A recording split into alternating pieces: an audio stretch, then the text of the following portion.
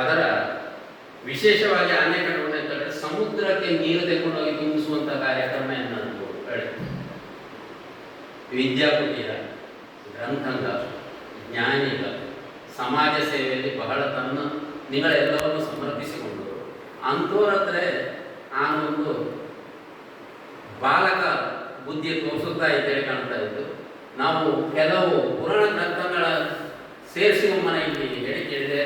ನಮ್ಮ ಶ್ರೀನಿವಾಸ ಭಟ್ರತ್ರ ಅಕ್ಕು ಹೇಳಿದೆವು ಯಾವ ಪುಸ್ತಕ ಇರ್ತಾಳೆ. ಹಾಗೆ ಭಾರತ ದರ್ಶನ ಹೇಳುವಂತಹ ಸಂಸ್ಥೆ ಬೆಂಗಳೂರಲ್ಲಿದ್ದು ಅವು ನಮ್ಮ ಈ ಒಂದು ಯಾವ ಧಾರ್ಮಿಕ ಪುಸ್ತಕಂಗ ಇತ್ತು, ಪುರಾಣಂಗ ಇತ್ತು, ಅದರ ಕೆಲವು ದಶಕಗಳಿಂದ ಪ್ರಿಂಟ್ ಮಾಡಿಸಿ ಬಹಳ ಕಡಿಮೆ ಬೆಲೆಯಲ್ಲಿ ನಮ್ಮ ದೇಶ ಬಾಂಧವರಿಗೆ ಸಿಕ್ಕೇಕು ಹೇಳುವಂಥ ಬಹಳ ದೊಡ್ಡ ಪ್ರಯತ್ನದಲ್ಲಿ ಇದ್ದ ಒಂದು 45 ವರ್ಷ ಆದಿತ್ತು ಶುರು ಮಾಡಿ ಆ ಸಂಸ್ಥೆ ಇಂದಿಗೂ ಬಹಳ ಕಡಿಮೆ ವೆಚ್ಚದಲ್ಲಿ ಪ್ರತಿಯೊಂದು 4-5 ವರ್ಷಕ್ಕೊಂದರಿ ವಿಶೇಷವಾಗಿ ಸಂಚಿಕೆಗಳು ಹೇಳ್ತವು. ಆ ಸಂಸ್ಥೆಯಿಂದ ನಾನು ಕೆಲವು ಪುಸ್ತಕ ತೆಕ್ಕೊಂಡಿದೆ. ಭಾಗವತದ್ದು 9 ಪುಸ್ತಕ, ಮಹಾಭಾರತ 32 ಪುಸ್ತಕ, ಮತ್ತು ರಾಮಾಯಣ 9 ಏನಾಯಿತು, ಮಾರ್ಕಂಡೇಯ ಪುರಾಣ, ಹರಿವಂಶ, ವಿಷ್ಣು ಪುರಾಣ, ಮತ್ತು ಇನ್ನೊಂದು ಈ ರೀತಿ 64 ಪುಸ್ತಕಗಳ ಅವು ಹೆರತಾಯಿತು. ಈ ನಮ್ಮ ವಿದ್ಯಾಕುಟೀರಲ್ಲಿ ಈಗಾಗಲೇ 10 ಪುಸ್ತಕ ಇಲ್ಲಿ ಇದ್ದು ಲಭ್ಯ ಇತ್ತು.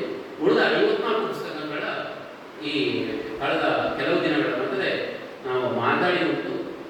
ಈ ಸಂಸ್ಥೆಗೋಸ್ಕರ ಅವರ ಕೈಯಿಂದ ತರಿಸಿಕೊಂಡಿದೆ. ಅದರ ಸಮರ್ಪಣೆ ಮಾಡುವಂತಹ ಒಂದು ಅವಕಾಶವ ಇಂದು ಇಲ್ಲಿ ನೀವು ಮಾಡಿಕೊಟ್ಟಿದ್ವಿ. ಇದು ವಿಷ್ಣು ಪುರಾಣ. ಈ ವಿಷ್ಣು ಪುರಾಣದ್ದು 3 ಪುಸ್ತಕಗಳನ್ನು ಇದ್ದು, ಅದೇ ರೀತಿ ಇದು ಮಹಾಭಾರತದ 32 ಪುಸ್ತಕ ನಮ್ಮ ಗ್ರಂಥಾಂಗ ಎಲ್ಲ ಇದರಲ್ಲಿ ಲಭ್ಯ ಇತ್ತು. ಹಾಗೂ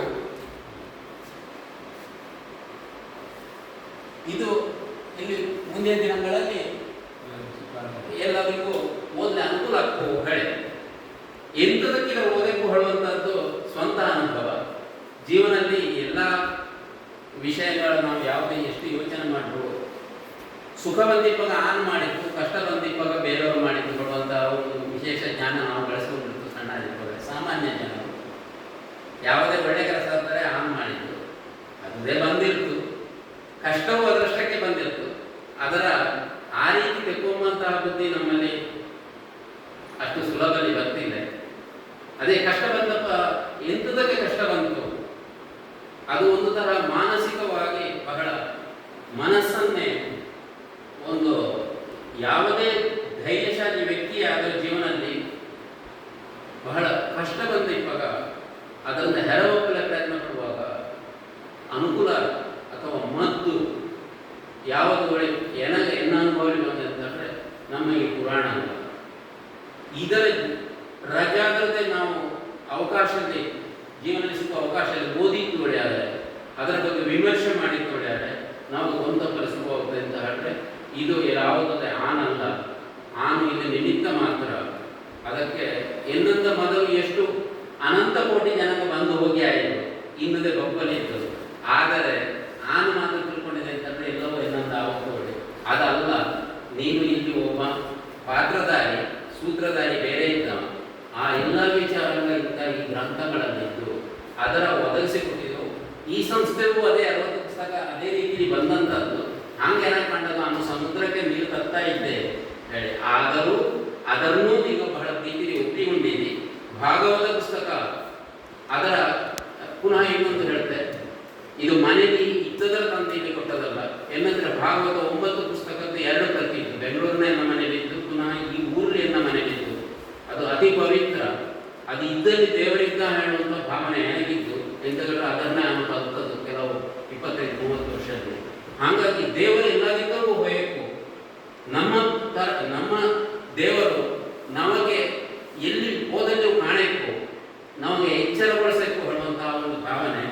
ಆ ರೀತಿ ಭಾಗವತ ಪುಸ್ತಕ, ಅದೇ ರೀತಿ 18 ಪುರಾಣಗಳಲ್ಲಿ ಎಷ್ಟು ಸಿಕ್ಕಿತ್ತು ಅದರೆಲ್ಲವೂ ನಾವು ಒಂದೇ ಕಡೆ ಸಿಕ್ಕುವಂಥ ಒಂದು ಅನುಕೂಲ ಆದರೆ ಒಳ್ಳೆಯದು ಹೇಳುವಂಥ ಒಂದು ಪ್ರಾರ್ಥನೆ ಶ್ರೀನಿವಾಸ ಭಟ್ರಲ್ಲಿ ನಿಮ್ಮಗಳ ಸಂಸ್ಥೆಯ ಪರವಾಗಿ ಕೇಳಿಕೊಂಡೆ. ಖಂಡಿತ ಧಾರಾಳವಾಗಿ ನಾವು ಇಲ್ಲಿ ಮಡಗಲಕ್ಕೂ ಅದಕ್ಕೆ ಸರಿಯಾದ ವ್ಯವಸ್ಥೆ ಮಾಡಲಿಕ್ಕೂ ಹೇಳಿ ಹೋಗಿದ್ದು, ಅದಕ್ಕೂ ನಾನು ಬಹಳ ಧನ್ಯವಾದ ಹೇಳುತ್ತೆ. ಹಾಗೂ ಈ ಒಂದು ಕಾರ್ಯಕ್ರಮದಲ್ಲಿ ಅದರ ಇಂದು ಇಲ್ಲಿ ಸಮರ್ಪಣೆ ಮಾಡತಕ್ಕದ್ದು ಅದು ಎನ್ನ ಭಾಗ್ಯ ಪುನಃ ವಿಶೇಷ. ನನಗೆ ಸಿಕ್ಕಿದ ಮದ್ದು ಭಾಗವತ ಇತ್ಯಾದಿ ಪುರಾಣ ಅಲ್ಲ. ನನಗೆ ಯಾವ ರೀತಿ ರೋಗ ಬಂದಿರುವಾಗ ಮದ್ದು ಕೊಟ್ಟರೆ ಎನಗದಲ್ಲಿ ಕಡಿಮೆ ಆಯಿತು ನಾವು ಇನ್ನೊಬ್ಬಂಗೆ ಹೇಳ್ತಾರೆ ನೀವು ಆ ಡಾಕ್ಟರ್ಗೆ ಹೋಗಿ ಹೇಳಿ. ಅದೇ ರೀತಿ ನನ್ನ ಜೀವನದ ಅನುಭವ ಭಾಗವತ ಆದಿ, ರಾಮಾಯಣ ದಿಕ್ಕು, ಮಹಾಭಾರತ ದಿಕ್ಕು, ಮಾರ್ಕಾಂಡೇಯ ಪುರಾಣ ದಿಕ್ಕು, ಪ್ರತಿ ಪುರಾಣಗಳಲ್ಲಿ ಎಲ್ಲ ಒಂದು ಆಯ್ದಿಲ್ಲ. ಇನ್ನು ಕೆಲವು ಜನ್ಮ ಬೇಕಾಣ ಆದರೆ ಪ್ರತಿ ಪುರಾಣದಲ್ಲಿ ಪ್ರತಿ ಎಂತ ಹೇಳ್ತಾರೆ ಪುಟಲ್ಲಿ ಮದ್ದು ಬೇಕು. ಬಹಳ ಕಷ್ಟದ ದಿನಗಳು ಕೂಡ ಅದರಲ್ಲಿ ಕಡಿಮೆ ಆಗಿ ಹೋಗ್ತದೆ. ಅಷ್ಟಪ್ಪಾಗ ನನಗೆ ಸಿಕ್ಕಿದ ಮದ್ದಿನ ನಾನು ನನಗೊಬ್ಬನೇ ಉಪಯೋಗಿಸುವುದು ತಪ್ಪು ಹೇಳುವಂಥ ಭಾವನೆ ಬಂದು ಅದುದೇ ಒಂದು ಪ್ರೇರಣೆ ಆಗ್ತದೆ. ಈ ಮದ್ದು ಎಲ್ಲರಿಗೂ ಸಿಗ್ತದೆ ಹೇಳಿ ಈ ರೀತಿ ಎನ್ನ ಹಲವು ಅನುಭವಂಗ ಲಾಭ ಜೀವನಕ್ಕಾದ ಲಾಭವ ನಾನು ಮನಗೊಂಡು ಇದು ಎಲ್ಲರಿಗೂ ಲಭ್ಯ ಆಗಲಿ ಹೇಳುವಂಥ ದೃಷ್ಟಿಯಲ್ಲಿ ನಾನು ಈ ಒಂದು ಕಾರ್ಯಕ್ರಮಕ್ಕೆ ಇಲ್ಲಿ ಬಂದು ಇದರ ಅರ್ಪಣೆ ಮಾಡ್ತಾ ಇದ್ದೆ. നിങ്ങൾ ಇದರ ನೀವು ಇಲ್ಲೇ ಹೇಳುವಂಥದ್ದಲ್ಲ, ನೀವು ಓದಿದ್ದಿ ಅಲ್ಲ ಹೇಳುವಂಥದ್ದಲ್ಲ. ಆದರೆ ಹನಿ ಹನಿ ಕೂಡಿದರೆ ನಾವು ಸಮುದ್ರವನ್ನೇ ಕಾಣೋದು. ಅದೇ ರೀತಿ ಎಲ್ಲರೂ ಆದಷ್ಟು ಈ ಬಗ್ಗೆ ಮಾತಾಡ್ತಾ ಇಪ್ಪ, ಈ ಬಗ್ಗೆ ನಮ್ಮ ಆಚಾರ ವಿಚಾರ ತಂದುಕೊಂಡಿಪ್ಪ ಹೇಳುವಂಥ ದೃಷ್ಟಿಯಲ್ಲಿ ಪುನಃ ನಿಮಗೆ ಧನ್ಯವಾದಗಳನ್ನು